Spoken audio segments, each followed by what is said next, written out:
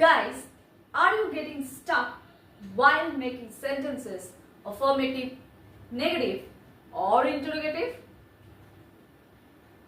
Are you? Okay, guys.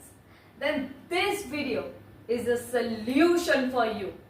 This basic video will help you to learn that how to make affirmative, negative, and interrogative sentences in just a minute. So, are you excited to learn? Let's get started. But before starting the video, if you are new to this Pratik e-learning school, then don't forget to subscribe my channel and press the bell icon. So guys, let's start today's class. আমরা এই free spoken English কোর্সে already অনেক কিছু শিখে ফেলেছি এবং আরও সামনের দিনে আমরা অনেক কিছু শিখতে পারবো এই আশা নিয়েই আজকের ক্লাসটাও আমরা শুরু করছি।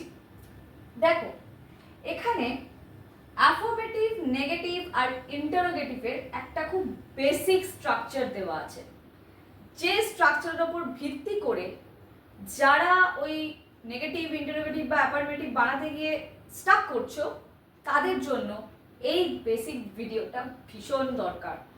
শুধু তাদের জন্যই নয়, এই ভিডিওটা সেই প্রত্যেক মা বাবার জন্যেও যারা বাচ্চাদেরকে এই মুহূর্তে ইংলিশের শেখানোর জন্য কোথাও গিয়ে তারা শিখতে কোথাও অসুবিধা হচ্ছে বা তারা সবটা ধরে উঠতে পারছে না, তাদের জন্য কিন্তু এই ভিডিওটা একটা সলিউশনের মতো কাজ হতে পারে।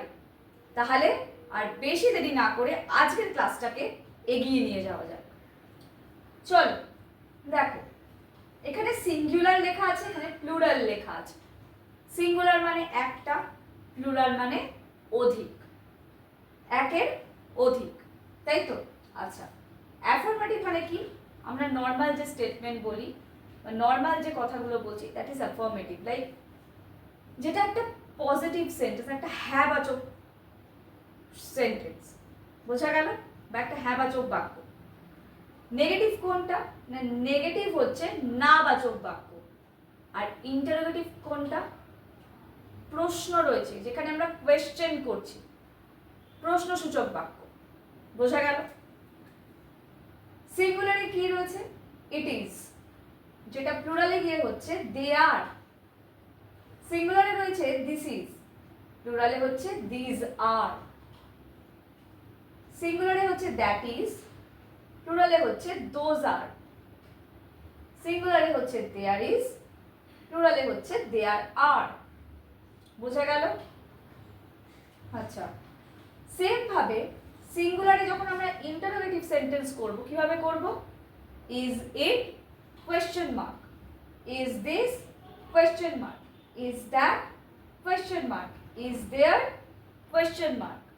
যখনই প্লুরালে কনভার্ট হবে, when we are converting it to plural, are they, are these, are those, are there, সবার পাশে কিন্তু কোয়েশ্চেন মার্ক থাকবে। এরপরে নেগেটিভ সেন্টেন্স যখন করব, কিভাবে করব? It is not, this is not, that is not, there is not. This goes to singular part. এবার আমরা যখন প্লুরালে করব, কি করব? They are not, these are not, those are not, there are not. I hope you guys are getting. Okay? Are you getting? I know you are getting, guys. Okay, তাহলে আমরা এইবার চলো কিছু এক্সাম্পলস এর থ্রু দিয়ে এর যে একদম প্র্যাকটিক্যাল ইউজটা সেইটা দেখে নিই। তাহলে চলো চট করে কিছু এক্সাম্পলস দেখে নেওয়া যাক।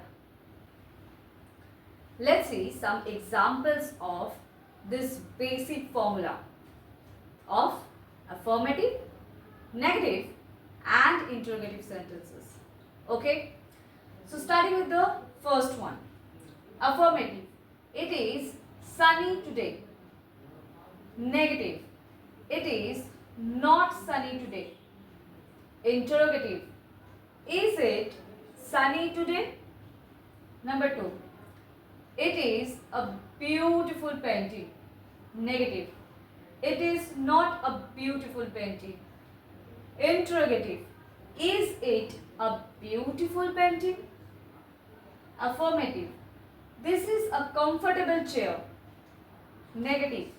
This is not a comfortable chair. Interrogative.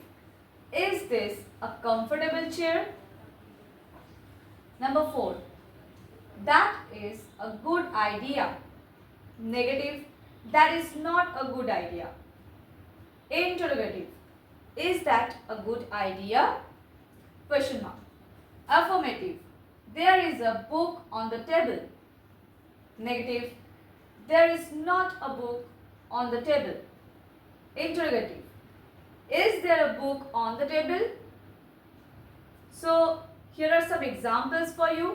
But guys, I will add some more examples for you to understand the basic formula of the structure or the basic formula of interrogative, negative and affirmative sentences.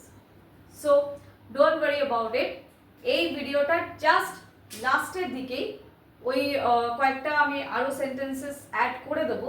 I will add some more. Then it will help you to practice. Like যে কোনো সময় তোমরা practice করতে পারবে, ওই সেন্টেন্সগুলোকে ধরেও তোমরা practice করতে পারবে, এগুলোকে দেখেও যেমন প্র্যাকটিস করতে পারবে, ওগুলো অ্যাজ এ এক্সারসাইজ হিসেবে প্র্যাকটিস করতে পারো, বা এমনি তোমরা প্র্যাকটিসের জন্য ওভারঅল দেওয়া হবে, এক্সাম্পল হিসাবেও নিতে পারবে, আবার এক্সারসাইজও প্র্যাকটিস করতে পারবে। বোঝা গেল? এই ভিডিওটা শেষ অবধি দেখবে, যাতে শেষের যে এক্সারসাইজের পার্টটা থাকবে বা এক্সাম্পলস আরও বেশি করে দেওয়া থাকবে, সেটা কিন্তু তোমরা অবশ্যই এই ভিডিওতে চেক করবে। ঠিক আছে? তাহলে আজকের মতন ভিডিওটা এখানেই এন্ড করছি। দেখা হচ্ছে আবার পরবর্তী ভিডিওতে। ততক্ষণের জন্য ইংলিশ প্র্যাকটিস করতে থাকো।